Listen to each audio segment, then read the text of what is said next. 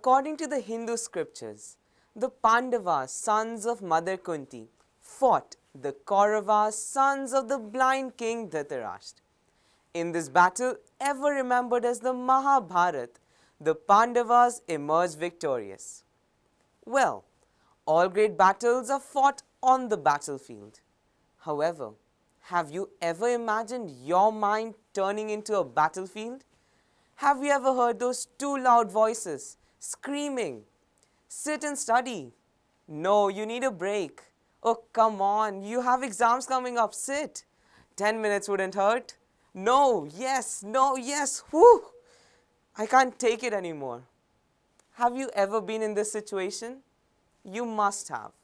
And if you have, don't worry, because you're not alone. Many people all around the world face this every day, or others over a fortnight. According to a survey, 16 in every 19 college students procrastinate. 20 to 30% of the world adult population is suffering by the same cause. A quarter of a million people have anxiety disorders, and 3.8% of the world's entire population is under depression.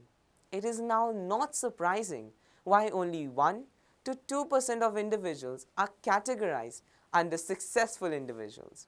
Greetings everyone, my name is Saksham Sharma from East Africa, Tanzania. And I want to ask you a very simple question today.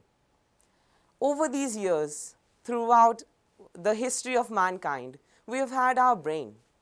Why are we still unable to conquer the human brain or the human mind? Why is it still so difficult to win over it? Why do we still procrastinate? Even after such immense technological advancements such as building quantum computers to soon inhabiting Mars, we can't rule our brain? It is shocking and surprising. But hey, don't worry. The answer to this is very simple. But before I jump to any conclusion, let me tell you a short story. Meet Charlie, a young teenage boy who wakes up in the afternoon. You heard it right, he wakes up in the afternoon.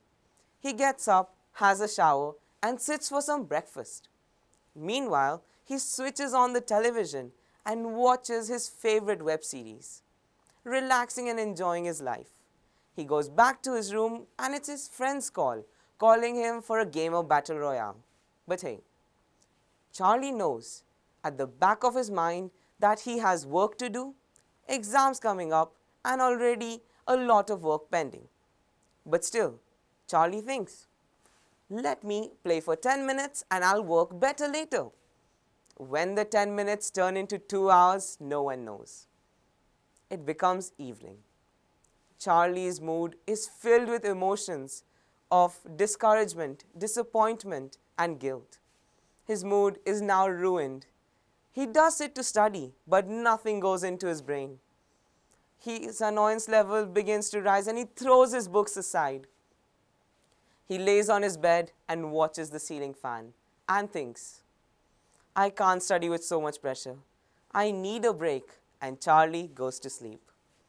The cycle goes on tomorrow, the day after, and keeps on going, and our friend Charlie is trapped in this loop and can never come out of it.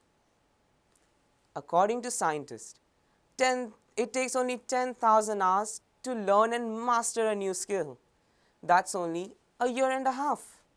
So tell me, how many of us listening have been procrastinating, skipping our priorities, and leaving important work just for a few shots of dopamine?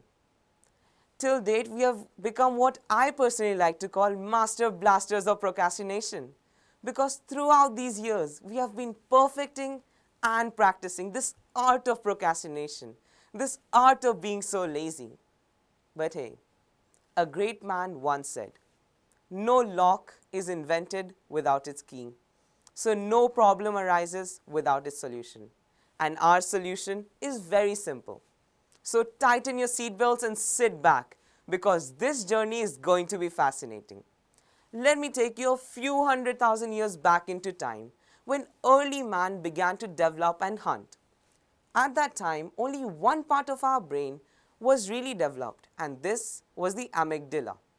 Or you must have heard of it as the lizard brain. And trust me, it is surprising, but if it was not for the lizard brain, you, me, or anyone around us would not be alive today. I'll explain how. When man began to hunt, they never jumped in front of a saber-toothed tiger. Why not? Because they were scared. Highlight this line. They were scared. This means that the lizard brain is up and running. Because in that circumstance, the lizard brain was responsible for creating an emotion of fear. So our ancestors always played safe and kept their lives their priority. Days went on, humans moved from caves to huts to multi-story buildings and soon to Mars, possibly. And many new parts got added to our brain, which helped us in calculating, analyzing, and many basic activities. But hey, here's the catch. The lizard is still there. And here's where your battle begins. In today's world, we don't need to go fight a saber-toothed tiger for a living. Everything is at our doorstep. We are becoming lazier and lazier as technology is becoming better and better. We want to stay in our small cocoon in our homes, sitting on the sofa and watching television. None of us want to take the physical or mental pressure. We don't want to work hard anymore. And hey, whenever we do something fun or relaxing, our brain releases a chemical hormone, which is dopamine. Now, the lizard brain understands these patterns. So the next time when you sit to do your classwork or homework and come across a very difficult problem, your lizard brain is going to exhaust all its fuels and ensure that you skip that problem or give up and go back to those activities which release this heavenly dopamine. And as I said, practice makes perfect. If you listen to it once, it's going to come stronger. You listen to it twice, it's going to come better. So one small mistake will lead you to the worst decision of your life. But you must have noticed, whenever you hear the lizard brain, there is a very faint voice, which is of something else. This voice is telling you not to waste your time. This voice is telling you to be dedicated. It's telling you to work hard. But what? We ignore this. This voice is of the prefrontal cortex, a recently developed part of our brain which gives us the ability to choose what is right and what is wrong. But what do? We choose the wrong just because of our pleasure and not the right because it's a bit hard, it's a bit difficult. We need to understand that what is right can be difficult, but what is right is always right, and we need to follow that way. Let's take another example. Imagine our lizard brain as the devil and our prefrontal cortex as the angel. So whenever you do something on the pleasure side, you're feeding the devil and the devil grows stronger. And this diminishes our cute little angel, which always helps us in our life. And the devil grows stronger and stronger and one day overpowers all our abilities. And we procrastinate, we go downhill in our life. But as I said, every problem has a solution, just like every lock has a key. There's a very simple solution to our problem, but it requires perseverance and a bit of hard work. So what do you need to do? First, you need to understand delayed pleasure and instant pleasure.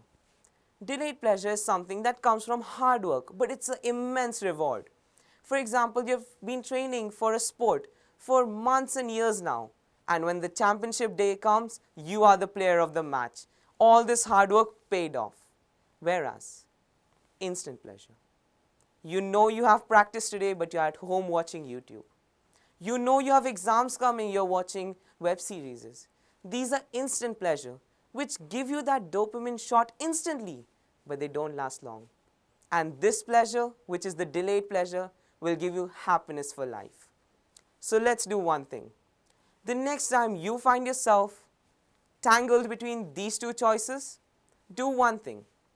Grab a piece of paper, fold it in half, open it, write delayed pleasure, instant pleasure, and think, will this activity give me instant pleasure or will it give me delayed pleasure? If it gives you delayed pleasure, go for it. blindly trust it and do it. You will get your reward, I am sure. But if it gives you instant pleasure, try ignore it. It is not a one-day process. You cannot wake up tomorrow morning and be an ideal human being. It takes time, patience, and dedication. So start small. Today is a Sunday. Plan to not touch any electronic device the whole day and see the result. Maybe tomorrow you can, but today, no, because you have set your mind and you're growing your angel and killing your devil.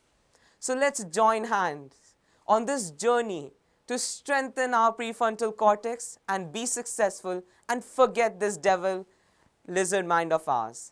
Thank you very much for listening to me. Thank you.